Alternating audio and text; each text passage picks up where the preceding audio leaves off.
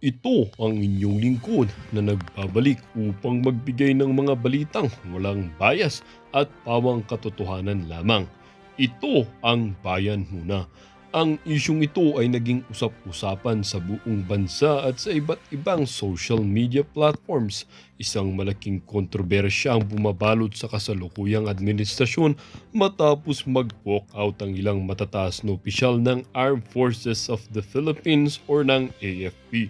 Sa isang command conference na pinangunahan ni Pangulong Kuting, ayon sa mangulat, ang nasabing pagpupulong ay nauwi sa walang patutunguhan, dahilan upang magdesisyon ang mga general na lisanin ang lugar. Ayon sa isang opisyal na hindi nagpakilala, ang command conference ay nagmistulang walang malinaw na direksyon o layunin. Hindi maayos ang daloy ng pagpupulong, walang konkretong plano o diskusyon na naganap, ani ng opisyal. Lalong uminit ang isyu ng may isang nagpakilalang Cathy Binag ang lumantad at inakusahan ng Pangulong Kuting ng paggamit ng ipinagbabawal na gamot. Ayon kay Binag, siya mismo ay nakasaksi sa paggamit ng pulburon ng Pangulo. Matagal ko na itong alam at ngayon ko lang nagawang lumantad dahil sa takot, wika ni Binag. Hindi ko kinakayang kimkimin ng katotohanan, lalo na't ang leader ng bansa ang nasasangkot. Ang mga pangyayaring ay nagdulot ng iba't ibang reaksyon mula sa publiko at mga opisyal ng gobyerno.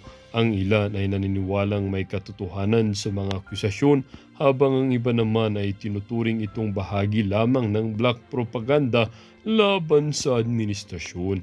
Isa sa mga kaalyadong senador ni Pangulong Kuting ay nagsabing dapat maging maingat tayo sa mga ganitong akusasyon.